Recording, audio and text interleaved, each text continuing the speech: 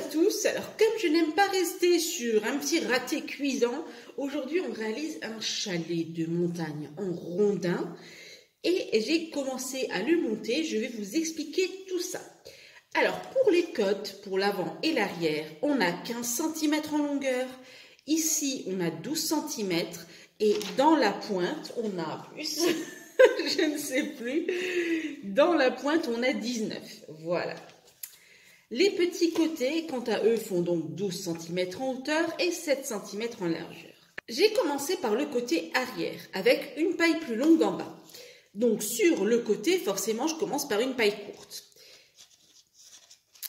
Au premier essai, quand j'ai emboîté, je me suis rendu compte d'une chose, c'est que je n'avais pas fait dépasser assez les pailles sortantes. Voilà, comme on le voit ici. Du coup, j'ai fait beaucoup plus long pour les autres côtés. Alors, en gros, pour vous dire, parce qu'effectivement, la paille, si vous voulez, en diamètre, elle a 0,5, je crois un peu plus. Il faut faire dépasser les pailles d'environ 1,5 cm pour que ça, ça fasse un peu un effet assez réussi, quoi, on va dire, parce que là, sinon, c'est pas top. Comme ça, vous voyez, là, on est bien. Ça dépasse bien ici, ça dépasse bien là, on est bien. Je détourne à présent le haut sur du polystyrène 6 mm. Après avoir sous-couché toutes vos pailles en noir, vous pouvez commencer à procéder à vos différentes couches de brun.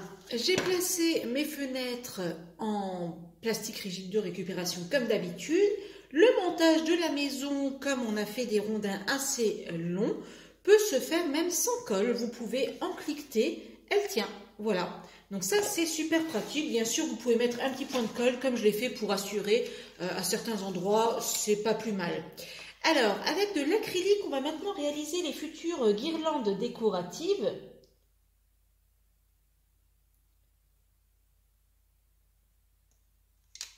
Vous prenez un petit cure-dent et vous venez, eh bien,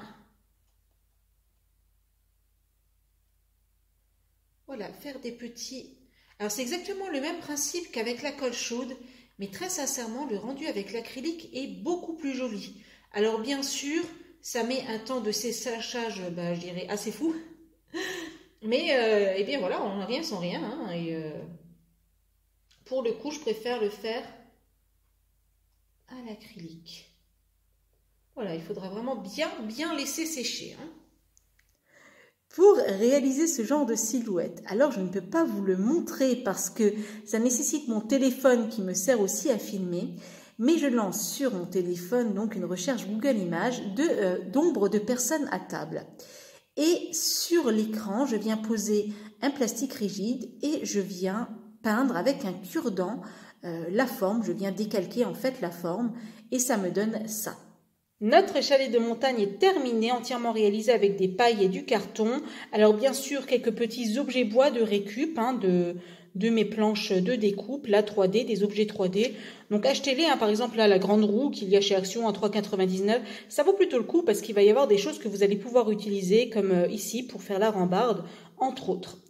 Les petites boules de déco là sont réalisées avec des boucles d'oreilles tout simplement, toujours la même provenance, le même magasin, ça fait plutôt sympa. Alors on va s'approcher un petit peu pour essayer de voir à la fenêtre, mais effectivement on ne voit pas parce que je n'ai pas une guirlande de Noël blanchot, je n'ai plus que du multicolore. Alors on va essayer de passer en mode nuit pour voir si on voit nos silhouettes. Je vous mets les photos du mode nuit parce qu'en vidéo, il fallait s'y attendre. C'est trop sombre par rapport au capteur et on n'y voit rien du tout avec la guirlande multicolore qui, bien entendu, n'est pas vouée à être celle utilisée. Eh bien, je suis très contente d'avoir réussi ce chalet de montagne avec ces petits rondins entrecroisés. Je vous retrouve très bientôt pour une prochaine vidéo et en attendant, bricolez bien.